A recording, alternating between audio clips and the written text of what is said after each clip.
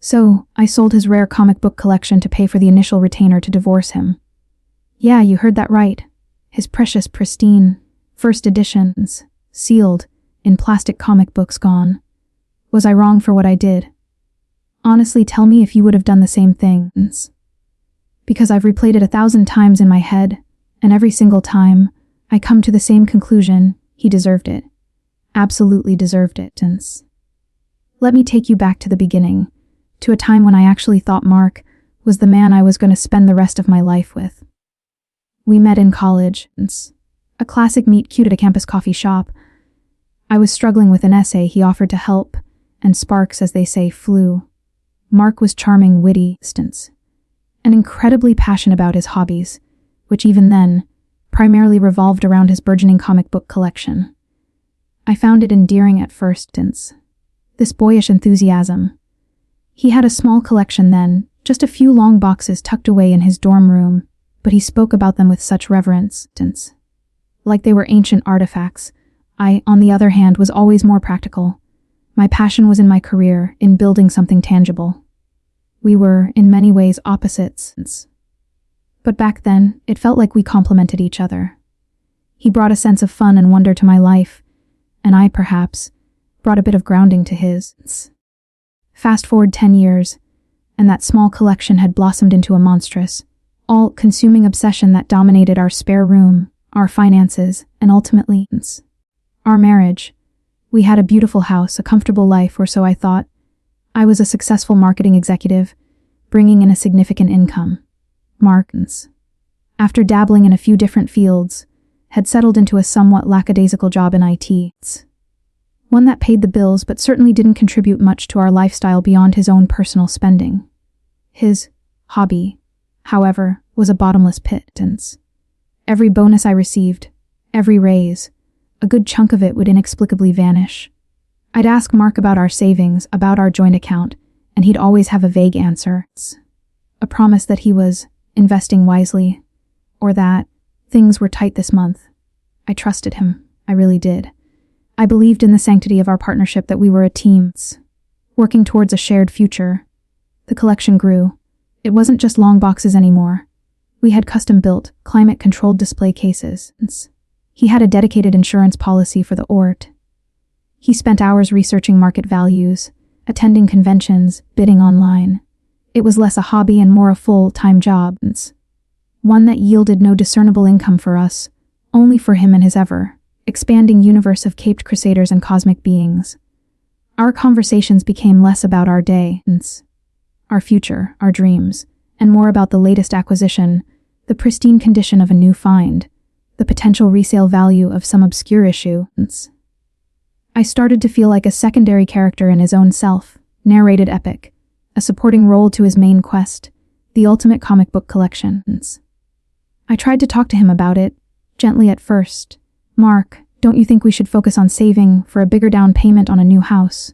Or, honey, that new display case cost a fortune. Couldn't we have put that towards a vacation? He'd shrug, or give me that patronizing smile and say, "You just don't understand, babe. This is an investment, a real asset. An asset that was draining our shared resources and my emotional energy," I thought, but I kept it to myself. I still loved him, or at least, I loved the idea of the man I married. The real turning point, the moment the scales truly fell from my eyes, happened about a year ago. My mother, bless her heart, had been battling a long illness. The medical bills were piling up, and I was doing my best to help her out, financially and emotionally. I approached Mark, explaining the situation, asking if we could dip into our joint savings, just for a short while, to cover some of her urgent expenses. He looked at me, a flicker of something I now recognize as annoyance in his eyes, and said, "Look, I'd love to help, but we're a bit tight right now. You know, with the new Detective Comics Fan 27 I just picked up. That set me back a pretty penny. It's a key issue, though, so it'll appreciate in value." My jaw practically hit the floor. He had just spent thousands on a comic book, while my mother was struggling to pay for her medication. The audacity, the sheer selfishness, was a punch to the gut. I tried to argue, to make him see reasons, to remind him of his responsibilities not just to me, but to my family. Distance. He just retreated behind a wall of investment opportunities and future security, talking about how this comic book was more stable than the stock market. That night, I cried myself to sleep, a bitter realization dawning on me. His comics came before everything and everyone. They certainly came before me. That incident planted a seed of resentment that began to grow, slowly but surely, into a full-blown conviction that something had to change. Distance. I started paying closer attention to our finances, to the statements, to the vague explanations. What I discovered was a systematic siphoning of our joint funds into his personal comic book empire. He wasn't just spending his own money, he was spending our money, my money. Without my consent, under the guise of investments. He had even taken out a small loan against our home equity, specifically to purchase a particularly rare collection of Golden Age comics. A loan I only discovered when a statement arrived in the mail addressed to both of us. The level of deception was staggering. He had become a master manipulator, cloaking his obsession in a veil of financial shrewdness, all while I was working my tail off, believing we were building a future together. We were building his future, one panel at a time. I confronted him. It wasn't a calm, rational discussion. It was an explosion. I laid out all the evidence I had painstakingly gathered, the bank statements, the loan documents, the countless online auction receipts. He denied everything at first, then tried to gaslight me, saying I was overreacting and didn't understand how valuable these truly were. He even suggested I was being unsupportive of his passion. That was the final straw. His inability to acknowledge his wrongdoing, his refusal to see how deeply he had hurt and betrayed me, sealed his fate in my mind. I told him I wanted a divorce. He scoffed, thinking it was an empty threat, a temporary fit of anger. He told me I wouldn't do it, that I was too dependent on him. That was another fatal mistake on his part. He had no idea the fire he had just ignited. So that's the situation I was in, and I had to make a choice.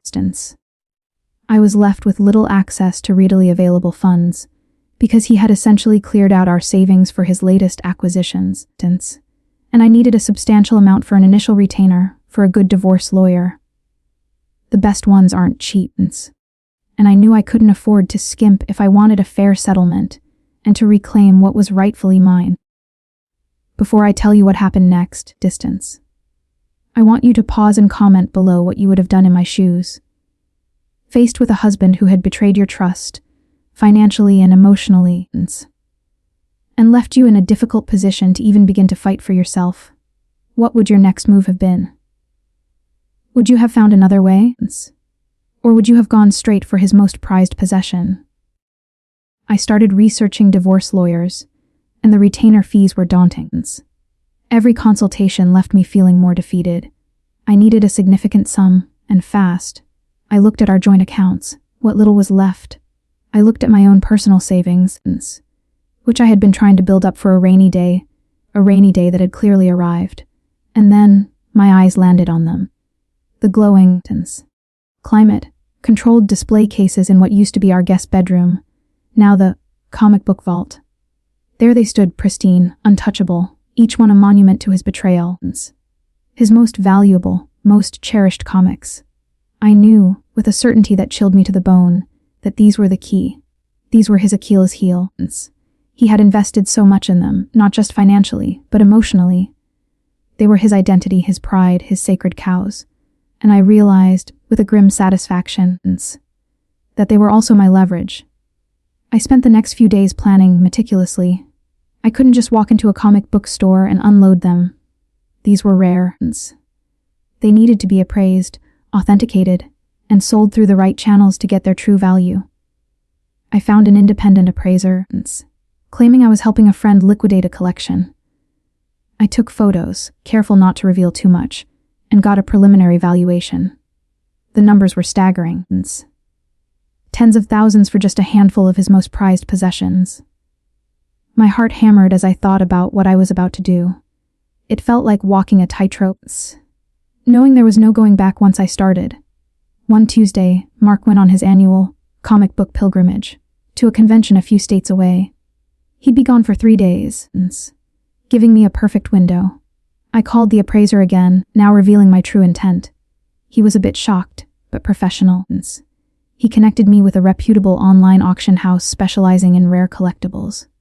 I carefully, meticulously, selected a dozen of his most valuable comics, the ones he kept under lock and key, the ones he boasted about the most, the ones he believed were irreplaceable. Action Comics High 1, a Superman High 1, a Batman High 1, and several other key issues.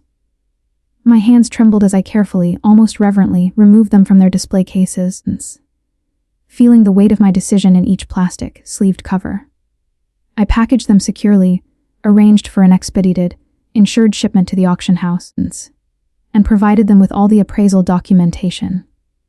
The instructions were clear: sell them discreetly and deposit the funds into my personal accounts. It was a substantial sum, more than enough for the retainer, and then some. I felt a surge of power, a sense of reclaiming control that I hadn't felt in years. When Mark returned, he was exuberant, full of stories about his convention finds. He went straight to his vault, as always, to admire his treasures. I was in the living room, pretending to read, my heart pounding in my chest. I heard a sudden guttural roar, a sound of pure, unadulterated rage and disbelief. "Why comes? Why quas?" he screamed. He burst into the living room, his face a mask of fury, eyes wild. "What did you do with them? Where are my comics?" I looked at him, calmly, deliberately, and said, "I sold them, Mark, to pay for my divorce lawyer's retainer. Consider it an advance on my share of the marital assets." His face went from purple rage to a ghostly white. He tried to argue, to threaten, to scream about theft, about how I had destroyed his life's work. I just presented him with the official letter from my lawyer, informing him of the divorce proceedings, and a printout of the deposit confirmation from the auction house. The look on his face, the utter devastation as he realized the finality of what I had done, distance, was a sight I will never forget. He tried to report them stolen, but the auction house had all the necessary documentation, including a signed affidavit from me stating that I had legal right to sell them as part of our marital assets, which, technically, I did. The funds were already in my account. The retainer paid.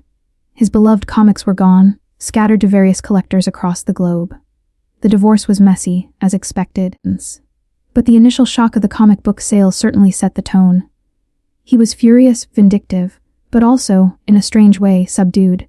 He had lost his ultimate power play, his perceived untouchable asset. The sale of those comics not only funded my legal battle, but also sent a very clear message. I was not to be underestimated, and I would fight for what was mine. In the end, I got a fair settlement, and he was left with a collection significantly diminished in value, and more importantly, with the crushing blow to his ego. He never quite recovered from the loss of those key issues, those symbols of his carefully constructed world. Looking back, I have no regrets. Absolutely none. He spent years prioritizing his inanimate objects over our relationship, over my needs, over our shared future. He used our money, my money, to fuel his obsession, leaving me financially vulnerable when I needed help the most. My actions were a direct consequence of his choices. I fought fire with fire, and in doing so, I reclaimed my power, my independence, and my sanity. It was an act of self-preservation, a desperate measure taken by a woman pushed to her absolute limits. I came out of that marriage stronger, wiser, and with a clear understanding of what I would never tolerate again. It was a harsh lesson, learned at a steep price, but one that ultimately set me free. So, that's my story. I know it sounds extreme, but sometimes extreme circumstances call for extreme measures. What do you all think? Was I justified in what I did? Or did I go too far? Let me know your thoughts in the comments below. Like this video if you were on my side, and subscribe for more stories like this. Share your final thoughts on this whole